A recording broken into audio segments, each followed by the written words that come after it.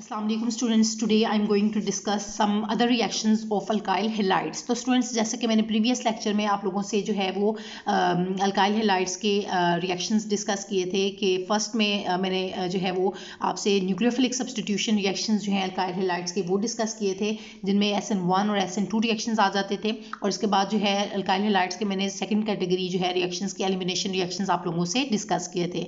तो elimination reactions में E1 and E2 reactions को विद प्रॉपर मैकेनिज्म मैंने आप लोगों को एक्सप्लेन किया था।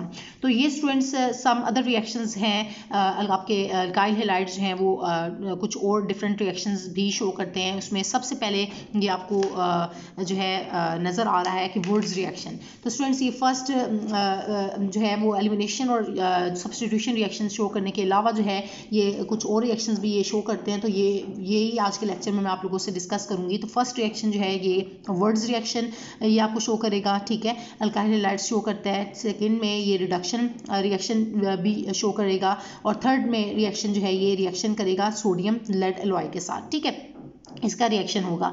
तो स्टूडेंट्स, आज के लेक्चर में मैं आप लोगों से यही तीन रिएक्शन जो हैं वो डिस्कस करूंगी। तो स्टार्ट लेते हैं हम। सबसे पहले वर्ड्स रिएक्शन की तरफ आते हैं। तो वर्ड्स रिएक्शन में जैसे कि यहाँ पर मेंशन है कि alkyl halides react with sodium in ether solvent to give alkanes. तो होता ये है कि जब आपके अल्काइल हैलाइड्स जो हैं ये सोडियम के साथ रिएक्ट करते हैं, सोडियम जो है वो मेटल है आपका, तो सोडियम जो है वो उसके साथ जब रिएक्ट करेगा, और ये आपने बात याद रखनी है कि ये एथर सॉल्वेंट में जो है इसका रिएक्शन होगा, ठीक है। ये एथर जो है यहाँ पर एज ए सॉल्वेंट एक्ट करेगा और ये रिएक्शन प्रोसीड करेगा। तो स्टूडेंट्स, इस रिएक्शन को हम क्या कहते हैं? वुड्स रिएक्शन कहते हैं। तो ये स्टूडेंट्स बाय नेम रिएक्शन होते हैं। इनको बहुत अच्छे तरीके से आपने याद रखना है, क्योंकि आपने ये मैंने आप लोगों को हमेशा आप लोगों से डिस्कस किया है कि जितने भी बाय नेम रिएक्शंस होते हैं वो आप लोगों ने उसको केयरफुली जो है वो आपने लोगों ने अंडरस्टैंड करना है, क्योंकि अक्सर जो है वो बाय नेम रिएक्शन जो है वो आप लोगों से पेपर में पूछे जाते हैं, ठीक है। तो इसलिए आप लोगों ने इसको लेक्चर को भी अच्छे तरीके से अंडरस्टैंड करना है। तो अब स्टूडेंट्स स्टार्ट ले रहे हैं हम। तो अल्काइल हैलाइड जैसे कि मैंने कहा कि इसमें क्या होता है कि रिएक्ट करते हैं सोडियम के साथ इन एथर सॉल्वेंट, तो आपको क्या देते हैं? फाइनल प्रोडक्ट अल्केन्स देते हैं। तो ये याद रखना है कि वुड्स रिएक्शन में जो आपकी फाइनल प्रोडक्ट होगी वो हमेशा क्या होगी? अल्केन होगी, ठीक है। तो अगर मैं जनरल बात करूं तो आपके पास जो है वो आर ग्रुप यहाँ पर लगा होगा, ठीक है। RX की बात हो रही है, RX होगा, और साथ में जो है वो फर्दर यूनिट होगी। अब क्या है कि सबसे पहले आप देखें कि यहाँ पर जो है जनरल के बजाय में स्पेसिफाई हुआ है कि क्लोरोइथेन आपके पास मौजूद है। क्लोरोइथेन है और साथ में सोडियम मेटल है, और साथ में जो है अगेन जो है क्लोरोइथेन का मॉलिक्यूल है। तो अब स्टूडेंट्स, आप लोगों ने याद रखना है कि इसके अंदर जो है दो यूनिट्स जो हैं वो अल्काइल हैलाइड्स की हैं, यानी कि दो जो हैं वो यूनिट्स अल्काइल हैलाइड्स के कैसे हैं कि मैंने आपको कैसे बताया कि एक क्लोरोइथेन ये मॉलिक्यूल और दूसरा क्लोरोइथेन मॉलिक्यूल ये है, ठीक है। और साथ में दो ही यूनिट जो है इसलिए सोडियम मेटल की ली है। आप देखें कैसे कि होता ही है कि यहाँ पर आप इसको सेपरेट इस फॉर्म में रिएक्शन को करके दिखाया है कि आप देखें कि यहाँ पर एक क्लोरीन एटम है और दो साथ में इथेन मॉलिक्यूल है, तो इसी वजह से इसको क्लोरोइथेन कह रहे हो, ये भी क्लोरोइथेन है। तो इसको इस फॉर्म में अरेंज करके किस लिए लिखा है? ताकि यहाँ से जब NaCl का मॉलिक्यूल निकले तो उसको निकालने में आसानी और इस रिएक्शन को अंडरस्टैंड करवाने में आसानी हो। तो इसी वजह से इसको इस फॉर्म में लिखने में लिखा गया है, ताकि आप जो है इसको अच्छे तरीके से अंडरस्टैंड कर सकें इस रिएक्शन को। तो अब क्या होता है स्टूडेंट्स यहाँ से कि सोडियम मेटल 2Na यहाँ से मॉलिक्यूल निकलते हैं, और यहाँ से 2Cl, एक Cl यहाँ से इस यूनिट से जो है क्लोरोइथेन में से, और इसमें से भी Cl निकलता है। तो ये बनता है यहाँ से क्या है? 2NaCl, ठीक है। क्या निकलता है? 2NaCl। तो सोडियम क्लोराइड की जो है दो मॉलिक्यूल जो है वो वाटर सोडियम क्लोराइड के यहाँ से निकल जाएंगे, और बाकी जो है ये CH3 के साथ CH2 और फिर ये इसके साथ जुड़ जाएगा, ठीक है। CH3 CH2 और फिर CH2 और CH3। तो आप देखें कि यहाँ पर कितनी यूनिट्स कार्बन की अटैच हुई हैं? कार्बन 1 2 3 और 4। इसी वजह से हम इसको क्या बोलेंगे? ब्यूटेन। अब आप देखें ब्यूटेन जो है वो आपका अल्केन ही है ना, ठीक है। तो इसी वजह से आपको फाइनल प्रोडक्ट जो है वो अल्केन मिल जाएगी वर्ड्स रिएक्शन में, ठीक है। तो ये स्टूडेंट्स, मैंने आप लोगों से जो वर्ड्स रिएक्शन डिस्कस किया, होप्स हो कि ये आपको क्लियर हो गया है। जरूरी नहीं है कि आपके पास जो है वो अल्काइल हैलाइड जो है यहाँ पर क्लोरोइथेन ही हो, आप डिफरेंट नेचर का अल्काइल हैलाइड भी ले सकते हैं। लेट्स सपोज कि अगर आपने यहाँ पर, तो चले आपके पास ब्यूटेन बना है, ठीक है। अगर आप इथेन बनाना चाहते हैं तो आप खुद सोचें कि यहाँ पर आप क्या लेंगे, ठीक है। तो इथेन बनाने के लिए अगर लेट्स सपोज अगर हम अल्केन इथेन बनाना चाहते हैं तो हम क्या लेंगे? मिथाइल क्लोराइड लेंगे। अब इसको करके भी मैं आपको दिखा देती हूँ कि कैसे, कि CH3Cl लिया, फिर आपने 2 सोडियम मेटल ले लिया, और फिर आपने जो है वो मिथाइल क्लोराइड ले लिया। इसको अरेंज करके इस तरह से ही लिख दें जैसे कि ऊपर मेंशन है CH3Cl, ठीक है, ये भी मिथाइल क्लोराइड है, ये भी मिथाइल क्लोराइड है। अब क्या हुआ कि हमने बनाना क्या है, इथेन बनाना है ना, तो अब क्या होगा कि यहाँ से Cl जो है वो 2NaCl यहाँ से यूनिट्स निकल जाएंगी, 2NaCl यहाँ से निकल गया और ये CH3 इस CH3 के साथ जुड़ जाएगा। तो आप देखें कि क्या बनेगा आपके पास, CH3 सिंगल बॉन्ड CH3 और साथ में 2NaCl, ये इस तरह से 2NaCl जो है वो यहाँ से निकल गया और आप देखें कि CH3 क्या है आपका, इथेन है। क्या है आपका, इथेन है। और इस तरह से आप लोगों ने जो है वो इथेन को प्रिपेयर कर लिया हुआ है। ठीक है, ये आप साथ में लिख लें। तो स्टूडेंट्स ये आप लोगों ने होप्स हो कि ये पॉइंट आपको क्लियर हुआ है। ज़रूरी नहीं कि हम ब्यूटेन ही बनाएं, हम डिफरेंट नेचर का अल्केन जो है वो बना सकते हैं। जैसे कि आप लोगों से मैंने अभी डिस्कस किया कि अगर आप बनाना चाहते हैं ब्यूटेन बना रहे हैं तो इसी तरह आप इथेन बना सकते हैं।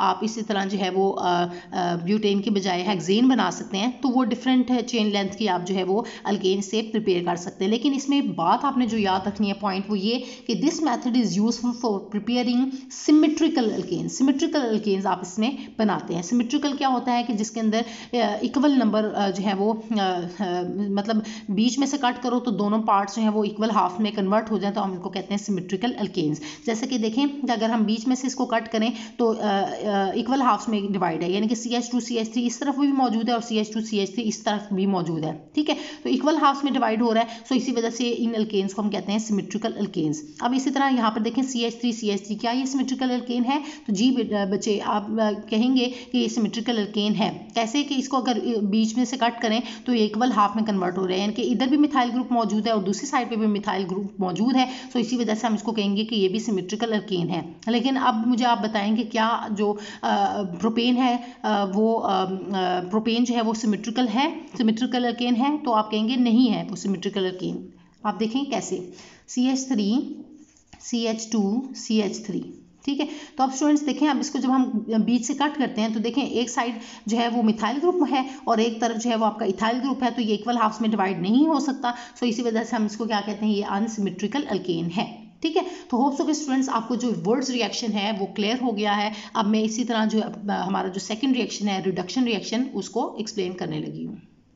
तो स्टूडेंट्स हमारा सेकंड रिएक्शन है रिडक्शन। तो रिडक्शन को मैं एक्सप्लेन करने जा रही हूँ। तो क्या होता है, आपके अल्काइल हैलाइड्स जो हैं वो रिडक्शन रिएक्शन भी शो करते हैं। कैसे करते हैं कि इनकी रिडक्शन होती है in the presence of zinc और HCl की मौजूदगी में। ठीक है, या जिंक कॉपर कपल जो है वो अल्कोहल में इनका रिएक्शन होता है और वो आपको अल्केन्स देते हैं। लेकिन आपके जो है आपके लेवल पे सिर्फ यही रिएक्शन हुआ है कि on reduction with zinc and HCl की मौजूदगी में ये रिएक्शन होगा और आपको अल्केन्स मिलेंगे। ठीक है, इस केस में भी आपको जो है वो आपको अल्केन्स मिलते हैं। तो आप देखें कि कैसे आपको अल्केन देगा, इसकी रिडक्शन कैसे हो रही है। तो ये आपके पास 1 क्लोरोप्रोपेन है। 1 क्लोरोप्रोपेन क्यों कहा, क्योंकि फर्स्ट हेलोजन एटम जो है जिस कार्बन के साथ अटैच होता है वो कार्बन नंबर 1 उसको नंबर आपने देना है। ठीक है, क्योंकि it will get the lowest number. ये आपने नोमेनक्लेचर में भी पढ़ा हुआ है कि हेलोजन एटम को लोएस्ट नंबर मिले तो वहां से नंबरिंग देनी है आपने। तो ये नंबर 1, ये 2 और ये 3, तो 3 कार्बन है। तो और जो है ये फर्स्ट कार्बन के साथ जो है क्लोरीन एटम अटैच है, तो इसी वजह से हम उसको बोलेंगे 1 क्लोरो। और प्रोपेन क्यों कहा, क्योंकि 3 कार्बन जो है वो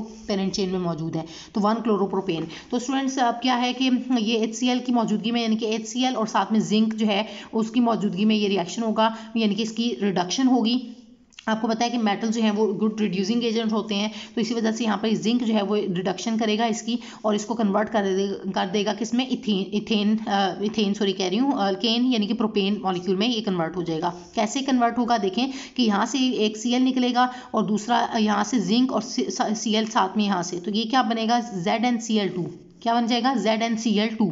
ठीक है, जिंक क्लोराइड यहाँ से निकल जाएगा और रिमूव हो जाएगा और साथ में ये जो H है यहाँ से ये H क्या करेगा, इस CH2 के साथ ही कंबाइन हो जाएगा। ठीक है, तो ये इस तरह से CH3 CH2 और ये भी CH2 के बजाय अब क्या बन जाएगा, CH3। तो आप देखें कि क्या बना, आपके पास प्रोपेन बन गया, जो कि क्या है आपके पास, अगर हम जनरल बात करें तो क्या है, ये आपके पास अल्केन है।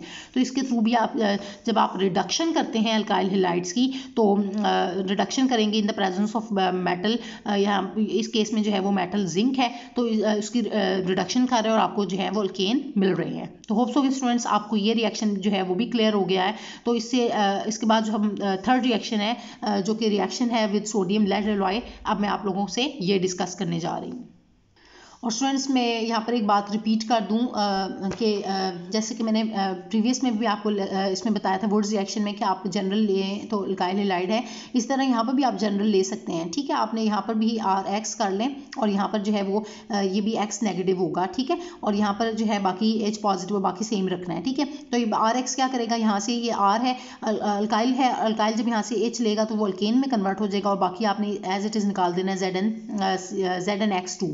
तो इस तरह से सेम रिएक्शन होगा। ठीक है, तो ये जनरल की अगर हम बात करें तो हमेशा कोशिश क्या करें कि पहले आप रिएक्शन जनरल के साथ करें और फिर स्पेसिफाई करने के लिए आप जो भी आप प्रोडक्ट बनाना चाहते हैं वो आप आराम से प्रोडक्ट बना सकते हैं। ठीक है, तो ये हमेशा मैंने स्टूडेंट्स को रिएक्शन करने से पहले मैं हमेशा बताती हूँ कि हमेशा कोशिश करें कि आप हमेशा जनरल पे काम करें, पहले जनरल रिएक्शन लें और जनरल के बाद उसको स्पेसिफाई करें तो आपको रिएक्शन करने में कभी भी कोई भी डिफ़िकल्टी नहीं आएगी। ठीक है, अच्छा अब हम लेते हैं थर्ड रिएक्शन की तरफ मैं आती हूँ, reaction with sodium lead alloy. Sodium lead alloy इसे हम क्यों कह रहे हैं, तो आप देखें कि जो सोडियम है स्टूडेंट्स, सोडियम आपका मेटल है। ठीक है, तो लेड भी जो है वो आपका मेटल है, तो ये दोनों मेटल्स हैं। ठीक है, तो सोडियम लेड अलॉय, अलॉय क्यों कहते हैं, अलॉय कहते हैं मिक्सचर ऑफ मेटल, टू और मोर मेटल्स और नॉन मेटल्स। ठीक है, तो स्टूडेंट्स जैसे कि मैंने भी आपसे डिस्कस किया कि मिक्सचर ऑफ टू और मोर मेटल्स और नॉन मेटल्स। ठीक है, तो उसको हम क्या कहते हैं, एलॉय कहते हैं।